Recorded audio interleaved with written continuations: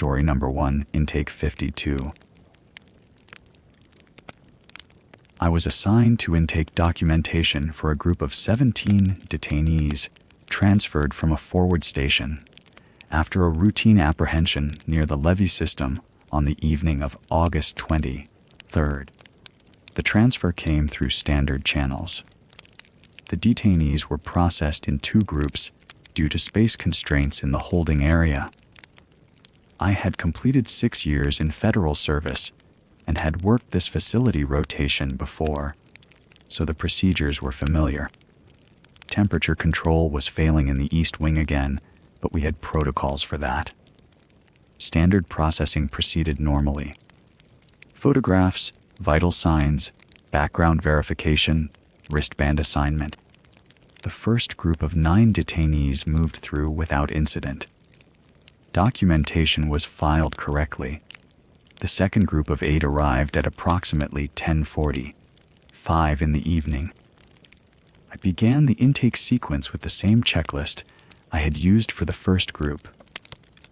When I reached the 8th detainee, a woman approximately 30 years old, I noticed that her wristband had no file number printed on it. The wristband itself was standard issue, but the number field was blank. I checked the digital manifest on my terminal. She was not listed. I scrolled through the transferred documentation from the forward station.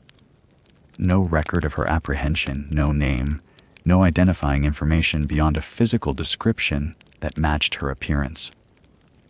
I reported this to my supervisor, Marcus Chen, who had been reviewing the paperwork in the adjacent office. He came to the holding area and examined the woman directly. She did not respond to questions. She stood without moving, her hands at her sides, her expression neutral. Her eyes were open and fixed on a point slightly above the horizon line of the wall behind us. Chen made a note and told me to flag her for medical evaluation. Standard procedure for detainees presenting signs of shock or psychological distress. I filled out the medical referral form. Within the next 30 minutes, I noticed that 3 detainees from separate holding areas were repeating the same phrase. The phrase was in English, simple and rhythmic. The door is not closed. They were not speaking loudly. They were not agitated. They were simply repeating it over and over, in unison despite having no line of sight to each other. I could see them through the observation windows. I checked the audio feeds. The timing was synchronized. I reported this to Chen. Chen called the facility coordinator, Director Sarah Voss. She arrived within 5 minutes and observed the detainees herself through the monitors. She did not ask me for additional information. She issued a direct order to implement lockdown procedures ahead of the scheduled rotation time. This was unusual. Lockdown protocols were typically reserved for security incidents or medical emergencies requiring isolation. The facility had not been on lockdown during my previous rotations. The lockdown was executed at 11:23 in the evening. All detainees were secured in their individual cells. Observation was increased to continuous monitoring. I was assigned to review surveillance footage from the holding areas to document the incident for the record. I pulled the footage from the cells containing the 3 detainees who had been repeating the phrase. Their cells showed normal activity sitting, standing, lying on bunks. The phrase had stopped once the lockdown was initiated. I then pulled the footage from the cell containing the woman with no file number. I reviewed the recording from the moment she had been placed in the cell at approximately 11 o'clock until the lockdown at 11:23. The footage showed her standing in the center of the cell. She remained in that position without moving. I advanced the footage frame by frame. Her eyes did not blink. Her chest did not rise and fall with visible breathing. Her weight did not shift. I continued the footage through the lockdown. She maintained the same position. At 3:40 in the morning, she moved. She turned slowly toward the camera and looked directly at it. Then she returned to her original position. Approximately 1 hour later, Voss came to my station and instructed me to reclassify the woman's file as a medical transfer and prepare transport documentation to a location designated as Administrative Holding, Sector 7. I had worked at this facility for multiple rotations and had never encountered a Sector 7 designation in our system directories. The total duration of her motionless state was 4 hours and 17 minutes. I documented this observation in the incident log and submitted it to Chen. He reviewed it without comment and forwarded it to Voss. I asked Voss where Sector 7 was located. She told me not to ask questions and to complete the paperwork. I prepared the documentation. The woman's intake photograph was attached to the file. I noticed, while reviewing it, that her eyes in the image were not focused on the camera lens. They were focused on something behind me, in the direction of the wall. There was nothing on that wall. The photograph had been taken in a standard processing room with a white background. Her eyes were clearly directed at something that was not visible in the frame. At 4:52 in the morning, 2 personnel arrived at the facility in an unmarked vehicle. I did not recognize them. They were not wearing standard agency uniforms. They presented no identification to the desk officer. Voss met them and escorted them directly to the holding area. I observed from my station as they entered the cell containing the woman with no file number. They did not speak to her. They simply removed her from the cell and escorted her to the vehicle. Voss then directed them to 3 additional cells. The detainees in those cells were the ones who had been repeating the phrase. They were removed as well. The 2 personnel provided no paperwork and no explanation. The vehicle departed at 5:18 in the morning. After their departure, I conducted a standard welfare check on the remaining detainees.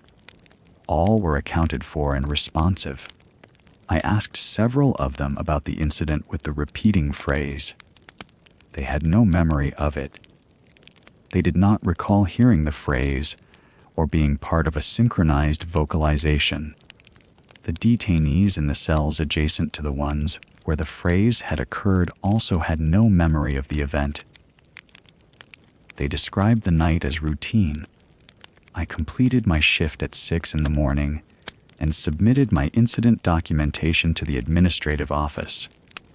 The following day, I received written instructions not to discuss the transfer with other personnel or include it in standard reporting. The instructions were unsigned.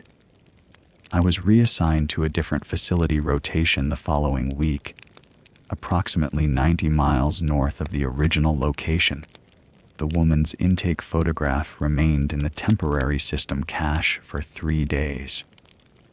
On the 4th day, it was remotely deleted. I had already saved a copy to my personal device before the deletion occurred, but I have not reviewed it again. The digital logs for the processing window containing the woman's intake were administratively sealed and are no longer accessible through standard terminal queries. The incident was officially closed on August 26th and transferred to a restricted archive with a classification level I do not have authorization to view. No further contact has been made regarding the matter. My reassignment has been made permanent. Story number 2, Reservoir Access.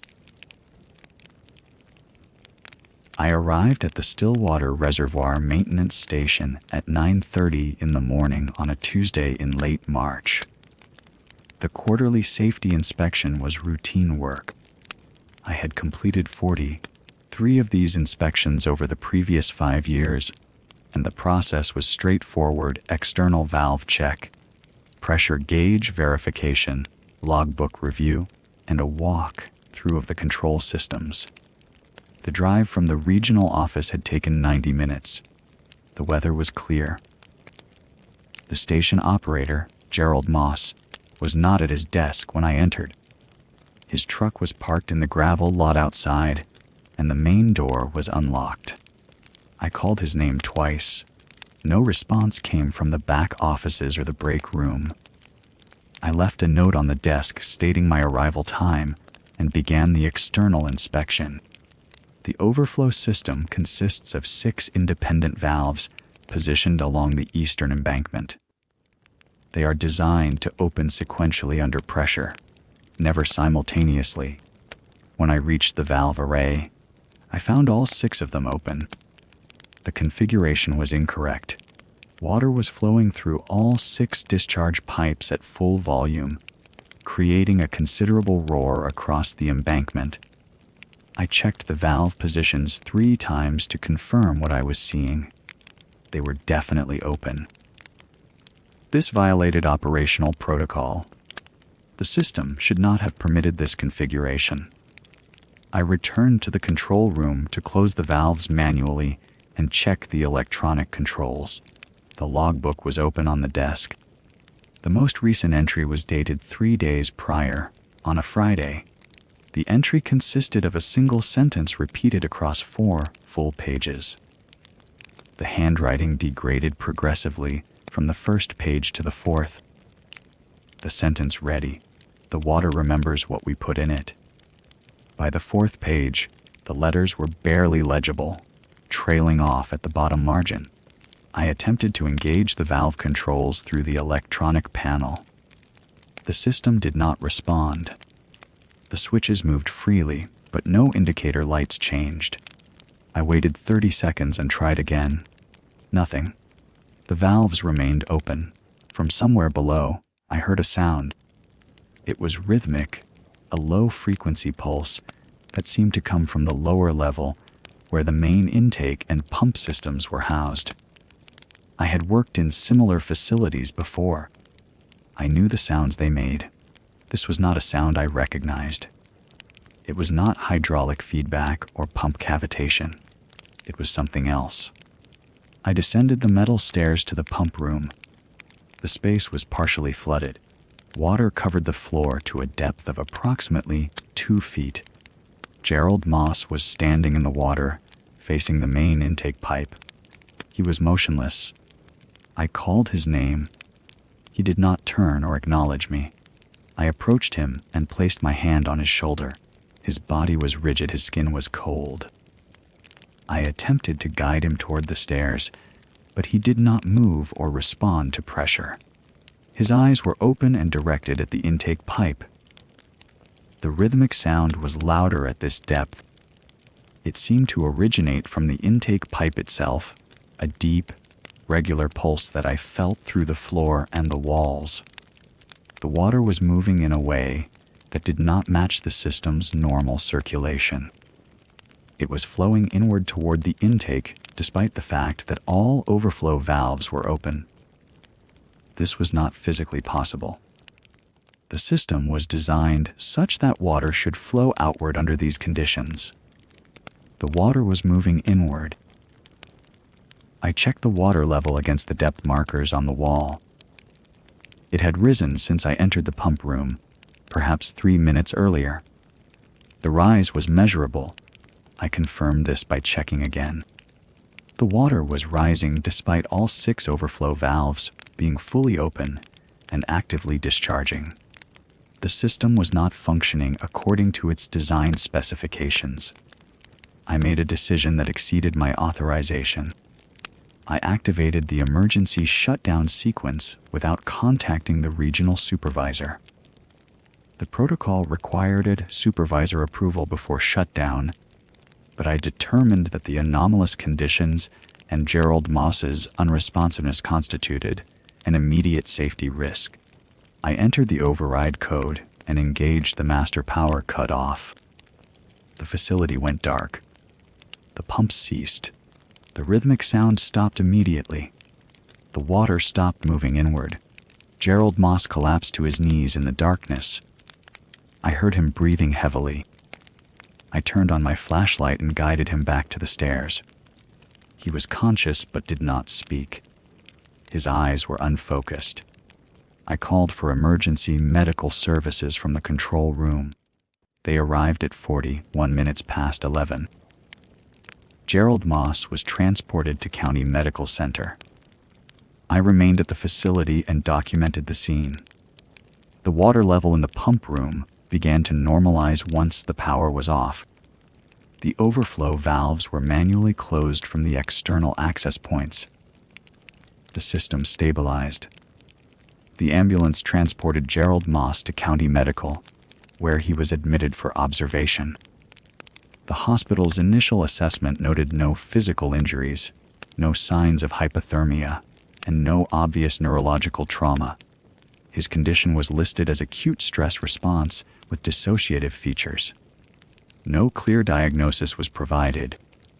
He remained under observation for 7 days and was then discharged to outpatient care. My inspection report was classified under infrastructure security protocols within 48 hours of submission. A regional supervisor contacted me and instructed me to provide no further documentation regarding the incident. The facility was placed on restricted maintenance status. No external personnel were permitted access. The logbook entries from the 3 days prior were removed from the archive.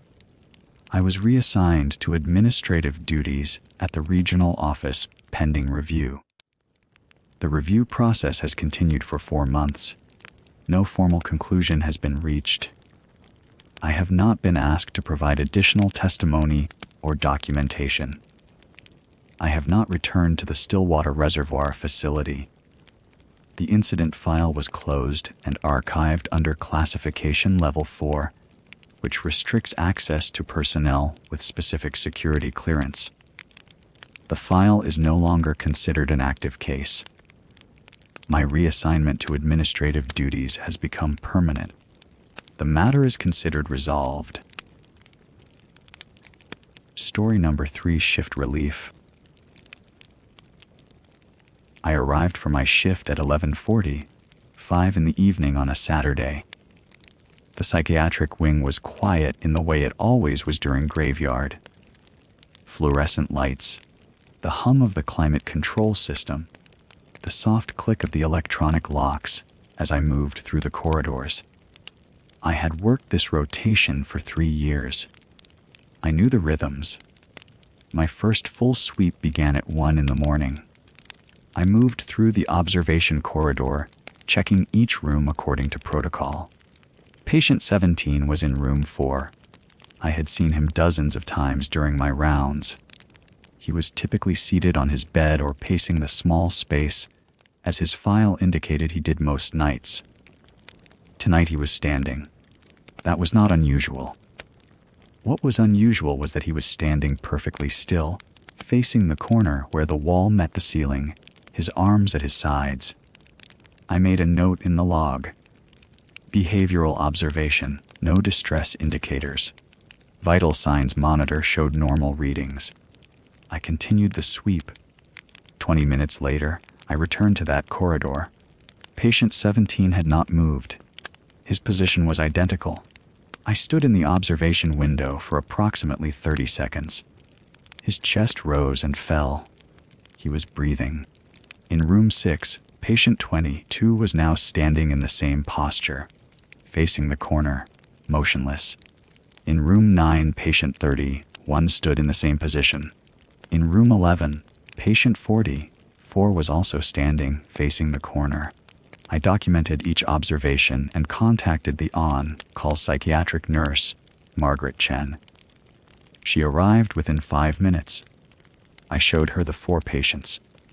She checked their vital signs herself, moving from room to room with her handheld monitor. All readings were normal. Blood pressure, heart rate, oxygen saturation, all within expected ranges. No medication changes tonight, she said. No new admissions. Nothing in the log. I asked her to attempt verbal contact with patient 17. She pressed the intercom button. "Hello, Mr. Chen. Can you hear me?" No response. No movement.